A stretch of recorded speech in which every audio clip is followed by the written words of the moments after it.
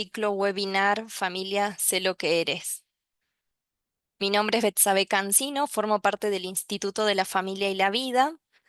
En esta oportunidad damos apertura a este ciclo que viene acompañando a la Universidad Católica de Salta en el desarrollo de sus actividades en relación con la universidad y la familia. Agradecemos la participación de todos ustedes. Y especialmente este webinar se hace en este mes porque celebramos el Mes Internacional de la Familia. Nos encontramos hoy en la temática Cultura del cuidado de la vida en todo ciclo vital, a cargo del doctor Jorge Nicolás Laferriere. Es un gusto tenerlo aquí con nosotros y vamos a leer su pequeña presentación. Él es director del Centro de Bioética, Persona y Familia, abogado por la Universidad de Buenos Aires, doctor en Ciencias Jurídicas por la Universidad Católica Argentina, profesor titular y ordinario de Principios de Derecho Privado e Instituciones del Derecho Civil de la Universidad Católica Argentina, profesor titular de Derecho Civil en la Universidad de Buenos Aires y director de Investigación Jurídica Aplicada en la Facultad de Derecho de la Pontificia Universidad Católica Argentina. Sea muy bienvenido, Nicolás. Es un gusto compartir este segundo webinar. Y también le voy a dar la palabra a la doctora Magíster María Pía Moreno Fleming, directora del Instituto de la Familia y la Vida. Muchas gracias, Betsabe. Bienvenido, Nicolás. Gracias a todos quienes nos están escuchando en este espacio del Instituto de la Familia y la Vida, que depende del Vicerrectorado de Formación de la Universidad Católica de Salta. Veo que sigue entrando gente. Para nosotros, este webinar tiene una particular importancia por dos razones.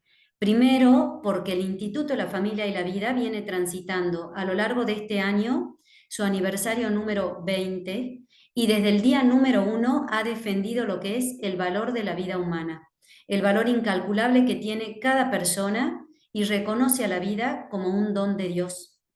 Y en segundo lugar, porque también este año nos encontramos festejando los 30 años de la encíclica Evangelium Vitae, y es la razón por la cual hoy tenemos acá la presencia de Nicolás. Él escribió un artículo lindísimo y nos parecía que no existía nadie mejor para venir a ilustrarnos sobre lo que es el cuidado de la vida, pero a lo largo de todo el ciclo vital familiar. Hacemos familia, reconocemos la vida. Bienvenido, Nicolás. Muchas gracias por habernos dado tu sí para esta actividad. Muchísimas gracias, María Pía, gracias, Betsabe, por la presentación y gracias a todos ustedes por conectarse en esta tarde de mayo para hablar de la familia y la cultura de la vida. Efectivamente, me acuerdo mucho de cuando inició el Instituto para la Vida y la Familia de Salta. Tengo muy presente sus orígenes y siempre me siento muy cercano a la Universidad Católica de Salta. Así que muchísimas gracias por la confianza de la invitación. Bueno, les voy a proponer una reflexión a través con la ayuda de una pequeña presentación que voy a empezar a compartir ahora. Allí se está viendo. Muy bien. Perfecto. Bueno, son 4 pasos que vamos a compartir, 4 momentos para pensar juntos sobre estos temas. Eh, Quiero aclarar que soy abogado, pero voy a tratar de hablar un poco de los temas culturales, como me han invitado, y justamente el primer punto es el tema de la cultura de la vida. Esta palabra la acuña efectivamente Juan Pablo II hace ya 30 años en el documento Evangelium Vitae, la encíclica que se publica el significativo día 25 de marzo de 1995. Es una encíclica que está circunscripta en un momento muy particular. Esa encíclica nace de una consulta que San Juan Pablo II le hace a todos los obispos del mundo. Luego, a partir de un pedido de los cardenales reunidos en consistorio le piden a Juan Pablo II, al Papa, que consulte sobre la importancia de defender la vida. Juan Pablo II envía una comunicación a todos los obispos del mundo y recibe todas respuestas unánimes en señalar el valor de la vida humana y escribe un documento que, como toda encíclica, es un estudio sistemático, ordenado, exhaustivo, en profundidad, nutrido desde la historia y la tradición de la Iglesia, desde los fundamentos bíblicos, los fundamentos teológicos, los fundamentos filosóficos, pero también en diálogo con la cultura de un tiempo.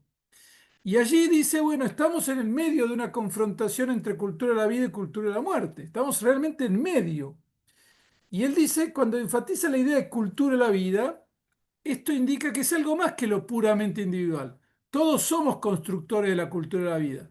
Uno podría decir, en Argentina hay una cultura de la muerte porque Argentina permite el aborto, por ejemplo, desde 2020. Sí, indudablemente que la ley de aborto es un elemento disvalioso que no ayuda a que en nuestro país haya una cultura de la vida. Pero eso no agota el tema. La cultura es todo lo que el hombre hace en su relación con Dios, con los otros hombres, con la naturaleza y consigo mismo. Esa es la definición clásica, antropológica de cultura. La cultura es una manera de existir del hombre en un momento determinado y un conjunto de valores que inspiran a ese hombre y a ese ser humano, varón y mujer, en el contexto concreto de una sociedad. Y por eso Juan Pablo II dice, tenemos que generar una cultura de la vida, por oposición a la cultura de la muerte. Y la familia es indudablemente una gran constructora de la cultura de la vida y eso creo que es lo que me han pedido a mí, que reflexione con ustedes de pronto algunos acentos que yo creo que pueden ser eh, ayudas para que las familias este, contribuyan a la cultura de la vida. Por supuesto, eh, esto no es exhaustivo, no es una presentación que quiera agotar el tema, al contrario, son ideas, son disparadores y desde ya habrá muchas ideas que ustedes mismos puedan sugerir. Lo primero que quería entonces enfatizar es que cultura es un término entonces que supera un enfoque puramente individual. Si nosotros pensamos en los temas de un embarazo de riesgo, un problema vinculado con el aborto o con el fin de la vida, podemos tender a pensar, bueno, es un problema de moral individual, pero nos involucra a todos. Todos estamos de alguna manera llamados a sentirnos responsables de la cultura de nuestro país, de la cultura de nuestra sociedad. Y no tenemos que evadir esa responsabilidad que nos toca, porque nuestra manera de abordar, nuestra forma de entender el misterio de la vida, recibir la vida, es generadora de cultura. Ahora vamos a poner algunos ejemplos. La palabra cultura, obviamente, como ya dije, abarca todas las dimensiones de la existencia, presenta muchísimos desafíos, los teológicos, los filosóficos, los políticos, los jurídicos, los económicos, los sociales, los propiamente personales o familiares, y vamos a hablar un poco del inicio y fin de la vida. Cultura de la muerte es el término al que opone Juan Pablo II la cultura de la vida. Ese término cultura de la muerte, el Papa Francisco luego como que lo actualizó, le dio un giro todavía un poco más fuerte en decir cultura del descarte, que también nos interpela a nosotros eh, en términos de familia, de personas que responsables de los demás, en el sentido de si los incluimos o los descartamos. Entonces, hubo allí, uno nota una continuidad entre cultura de la vida y cultura de la muerte, muy de Juan Pablo II, y Francisco, cultura de la vida y de alguna manera cultura del descarte. Vamos a la segunda grupo de reflexiones. La familia y el inicio de la vida. Bueno, ¿qué puede hacer una familia para contribuir a la cultura de la vida en el inicio de la vida? Bueno, Juan Pablo II era muy claro, celebrar la vida. O sea, celebrar la vida es la primera gran contribución de la familia en materia de la cultura de la vida. ¿Cómo reaccionamos cuando nos enteramos de que hay un embarazo? ¿Qué cara ponemos? ¿Cómo reaccionamos? ¿Qué mensaje le enviamos? Este, Capaz, ahora antes nos enteramos en persona, ahora quizás nos enteramos por WhatsApp. ¿Qué hacemos? Le clavamos el visto al que nos dice, tengo una noticia, estoy embarazada, ¿eh? Ponemos una cara de horror, ponemos un signito solo así y punto. O sea, ¿cómo es nuestra manera de celebrar la vida? Porque ahí comienza el apoyo. Pensemos en una madre vulnerable, una madre que está llena de miedos sobre su embarazo, que la verdad que lo buscaba, pero también en el fondo tenía alguna duda. Y cuando llega se encuentra con que su familia y no la apoya mucho, la mira con desconfianza. Uy, vos ahora, justo ahora te embarazaste. Le largan unas frases de duda y la llenan de miedo a una persona que quizás no estamos hablando de alguien, por supuesto también en un embarazo inesperado, pero esto también pasa en los embarazos esperados o en los embarazos de alguna manera buscados. ¿Cómo es nuestra reacción ante la noticia del embarazo? Juan Pablo II llamaba la atención de que eso era una manera de hacer cultura de la vida en nuestras familias, en lo más inmediato. Por supuesto, el nacimiento, celebrar el nacimiento, desde ya la fiesta que significa. Creo que nuestro país conserva una cultura de la vida en torno a los nacimientos. Bueno, no digo las cosas, baby shower y cosas así, no estoy hablando de esas cosas, estoy hablando de la cosa sencilla, de que vamos a visitar a la madre, queremos conocer, mandamos fotos, nos alegramos, decimos qué lindo, se parece a tal, se parece a tal. Todo eso hace a la cultura de la vida. Y por supuesto, para los que tenemos fe, el bautismo que completa el inicio de ese Hijo de Dios a la comunidad de la iglesia, el bautismo que lo une a Jesucristo y lo hace un Hijo de Dios, llamado al don de la vida eterna, al don de la gracia. Por supuesto, recibir la vida como viene, la discapacidad. Hoy hay una enorme problemática vinculada en cómo se comunica un diagnóstico de discapacidad. Cada vez tenemos más estudios que nos permiten conocer en la etapa prenatal. No sé, ustedes tendrán experiencias. Quienes están aquí han estado embarazadas, quizás hacia la semana 10, hacia la semana 12, el médico te ofrece el ATN, la transnucencia nucal.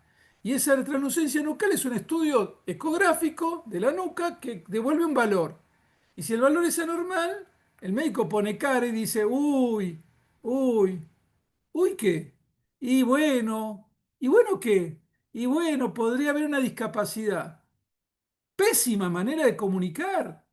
No se comunica así. Se comunica, miren, esta es la situación, hay un montón de apoyos para la discapacidad, para trisomía 21, tenemos que recibir la vida como viene. Y eso también es responsabilidad de todos nosotros de cómo recibimos, cómo comunicamos. Por supuesto, los que están aquí en medicina tienen un deber mucho mayor. Hay una ley, ¿saben ustedes que hubo una ley sobre cómo se tiene que comunicar esto?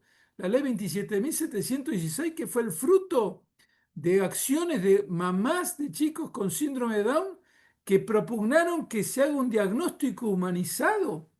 Increíble que tengamos que legislar sobre cómo se comunica un diagnóstico, pero hay tantos prejuicios, estereotipos, discriminaciones cuando informamos sobre la discapacidad en el momento del embarazo, que el legislador se vio en la obligación por miedo a la discriminación del aborto. Es una ley que salió luego de la ley del aborto.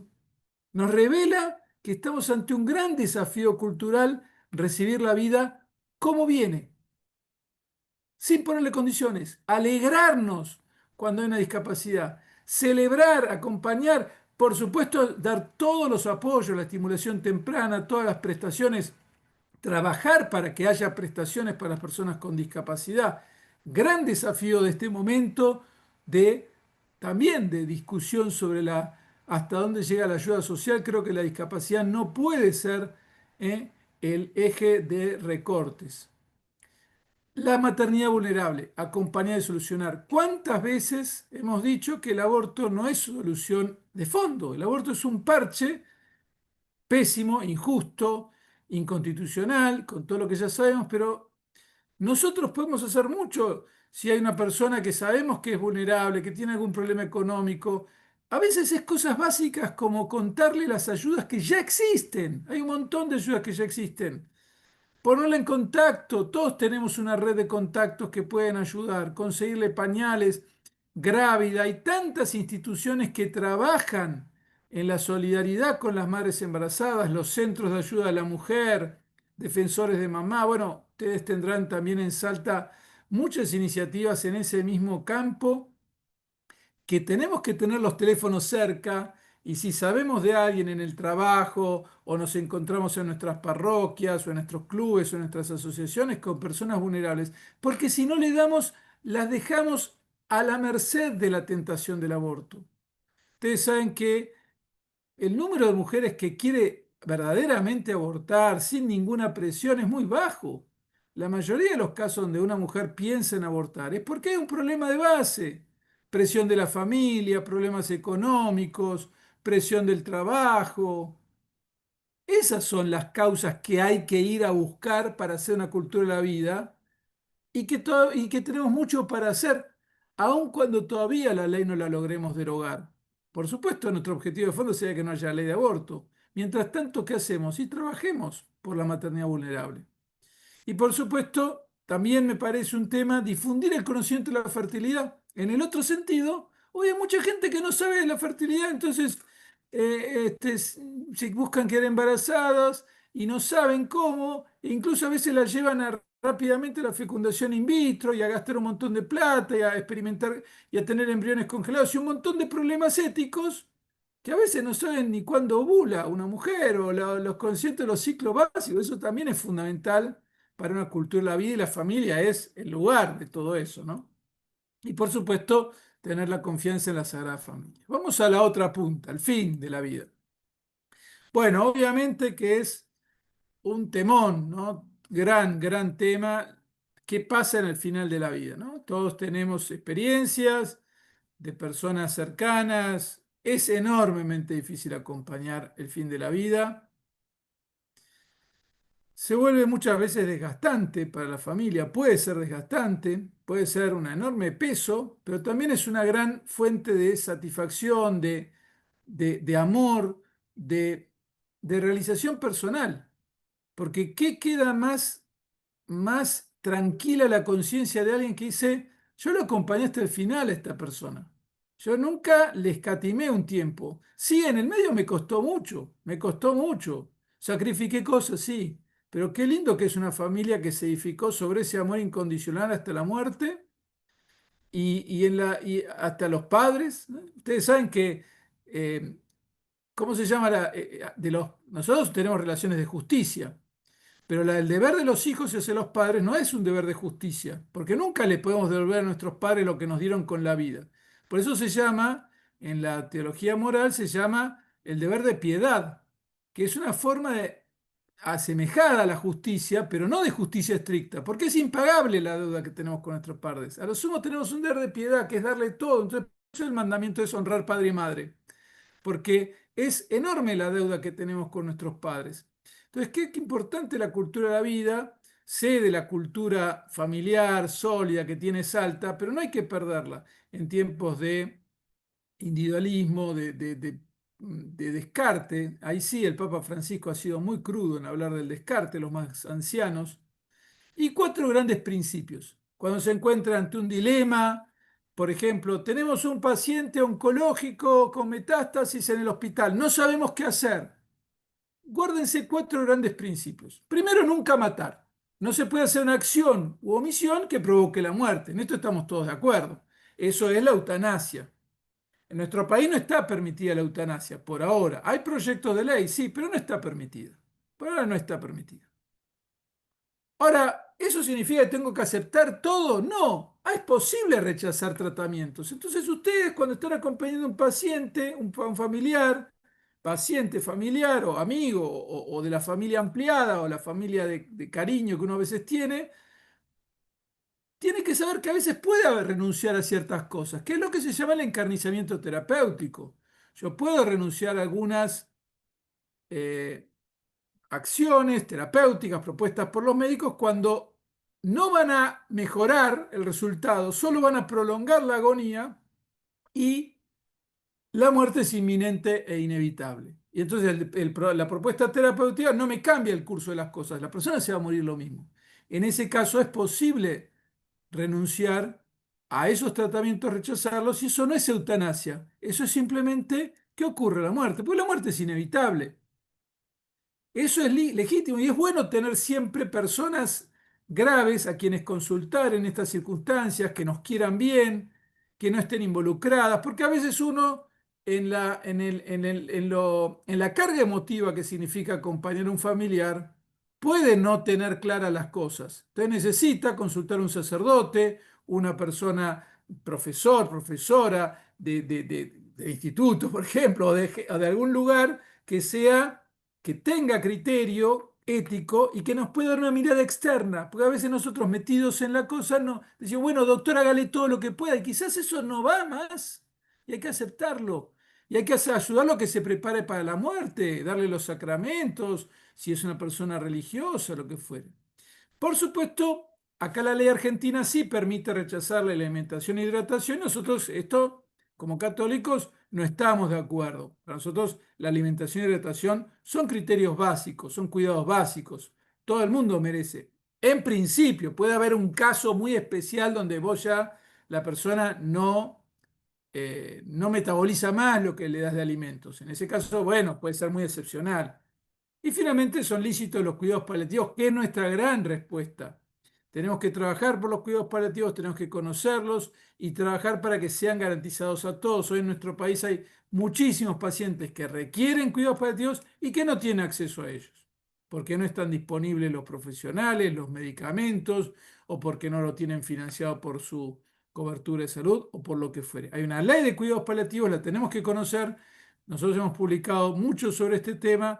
Los paliativistas trabajan muchísimo en todo el país, son una rama de la medicina enormemente solidaria, pero es una rama de la medicina un poco olvidada, porque acompaña a los que se están muriendo. Entonces, pareciera que son los últimos en la carrera por recibir fondos, ¿entiendes? Entonces, los paliativistas hay que acompañarlos porque es muy importante. Bueno, termino con una reflexión final.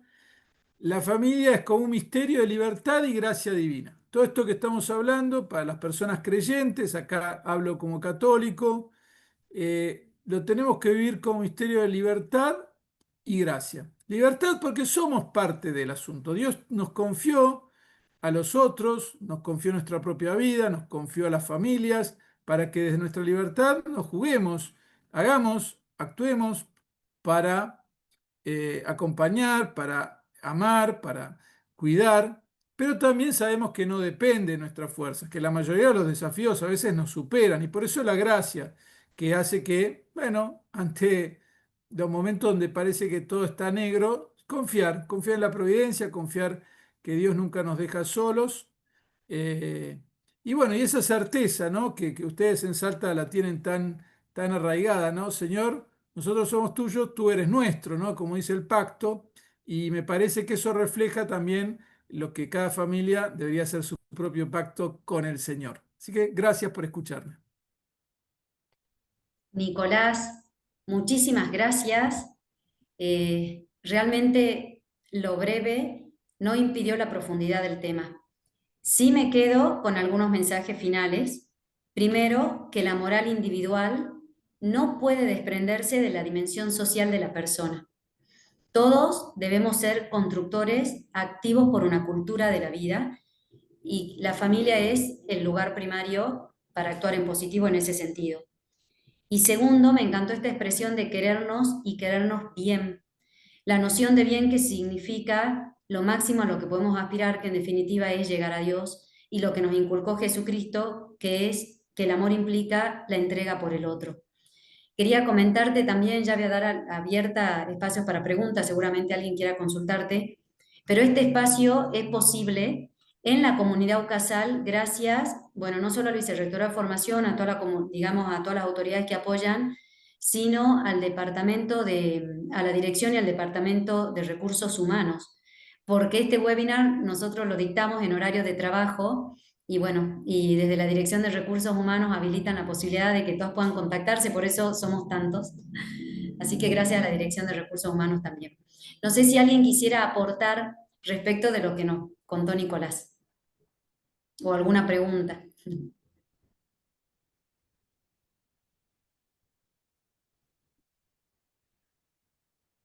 Tenemos unos minutos, así que pueden habilitar el micrófono tranquilos y sin sin ningún reparo.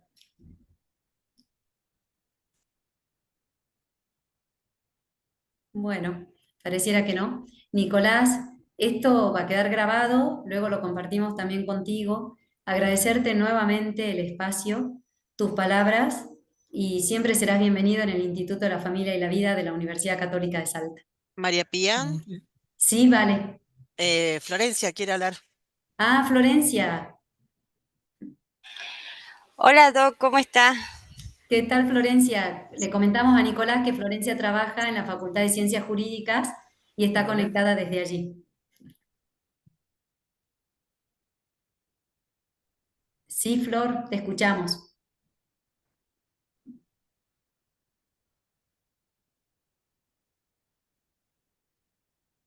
Hola. Está activando micrófono. Ahí va. Bien. Bien, aguardamos unos segundos. También a los que comentan en el chat, muy claro, excelente espacio. A ver, ¿se escucha ahí? Porque parece que el mío no se escucha. Sí, Sí, sí, sí, se perfecto, te Flor. escucha. Bien, bueno, a mí el tema la verdad que me llegó muy de cerca porque me pasó algo similar el año pasado con el nacimiento de mi bebé. Yo tengo una bebé que, bueno, que nació con una discapacidad. Ella tiene un síndrome de Apper y en las ecografías no se veía este síndrome, no estaba manifestado. Y bueno, la sorpresa fue cuando llegó de darnos cuenta que era especial y fue toda una batalla, todo un tema, un montón de cuestiones, de preguntas, de mucha gente cercana también cuestionarnos el hecho de que cómo no sabíamos sobre este caso y la verdad que no lo podíamos ver, incluso el obstetra mismo nos llegó a plantear si nosotros hubiéramos sabido que la bebé venía con este síndrome, si hubiéramos seguido con el embarazo y la verdad que yo, sin pensarlo, sí, obviamente que hubiera seguido porque es una vida, es un angelito para mí que lo manda Dios y obviamente yo lo tomo como que, ¿por qué no brindarle todo ese amor que uno tiene? O sea, ¿por qué tratar porque mucha gente me llegó a cuestionar que por qué lo traje así, o sea, y la verdad que no entiendo esas preguntas, porque... Yo digo, es otro niñito más que vos le tenés que dar todo el amor y como dijo en las palabras, que brindarle todo lo que uno puede y hasta donde llegue. Porque obviamente yo sé que va a haber un límite en donde no voy a poder brindarle más, en donde no sé qué tiempo le voy a poder brindar todo lo que tenemos para ella, pero en ese tiempo la vamos a pelear, la vamos a acompañar y le vamos a mostrar lo que es el amor que tenemos para ella. Hay gente que nos apoya y hay gente que nos cuestiona el hecho de que Sí. traer así una vida no está bueno, qué calidad de vida le puedes brindar, que vienen a sufrir.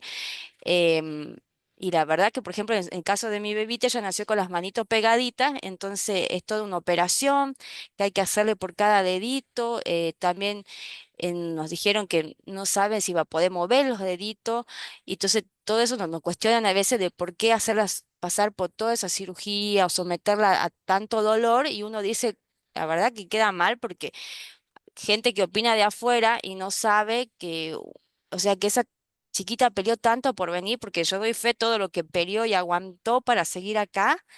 Entonces, ¿cómo no la voy a ayudar? Y si tengo que recorrer 1000 caminos con ella, lo voy a hacer para brindarle eso, la mejor calidad posible. Obviamente, siempre poniéndome en manos de Dios y hasta que Él disponga que esté con nosotros. Por eso, la verdad que el tema es muy lindo y doy fe de Gracias. eso. Gracias. Gracias, No, no. Flor. La verdad que tu testimonio sí es increíble. Nosotros que te conocemos en Comunidad Ucasal. Nicolás, estamos transitando el Jubileo de la Esperanza. Vos tendrás un mensaje final de la esperanza en Sí, este sentido para acercarle también a Florencia y a todos quienes estamos conectados. no, no, nada que agregar, no, me emociona. Yo hice mi tesis doctoral desde lo académico sobre los diagnósticos prenatales, allá por el 2009 la defendí y, y bueno, a lo largo de todos estos años uno ve que la vida se abre paso, que hay, digamos, bueno, que estamos en medio de una verdadera confrontación. Esto que vos misma contaste en primera persona es eso, ¿no? Es decir, es una tensión pero no tenemos que perder la esperanza, pues la vida en última instancia ya venció, Jesucristo ya está resucitado y la vida venció a la muerte, o sea, el triunfo ya está. Lo que está pasando, bueno, hay un autor que dice, sufrimos por la paciencia de Dios. Dios tiene tanta paciencia a los hombres que nos deja seguir acá. Porque si la verdad que todos estamos acá por paciencia de Dios, porque si no la merecemos, o sea, somos un desastre. Pero bueno, gracias a la paciencia de Dios estamos todos acá. Entonces todos tenemos que tratar de mirar a nuestros hermanos, aún los que a veces nos desalientan, con esta mirada de Dios que es paciente con todos nosotros. Y bueno, también mirarla, y creo que esa es la clave de la esperanza, ¿no? Descubrir que Jesús resucitó y que en última instancia nuestro trabajo aquí es expandir su amor, hacer que sea conocido su amor y tener confianza en que Él está detrás de todo lo que nos pasa y no nos va a dejar. Y bueno, sobre todo, gracias por ese testimonio, me emociona mucho.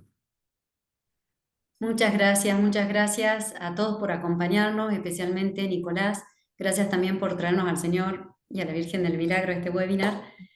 Bueno, te esperamos siempre y vuelvo a reiterar, las puertas del Instituto de la Familia y la Vida siempre abiertas. Gracias a todos ustedes. Vamos finalizando el webinar y nos quedamos reflexionando sobre estos temas tan profundos con una mirada de esperanza. Muchas gracias. Gracias. Hasta luego, muchas gracias. Gracias.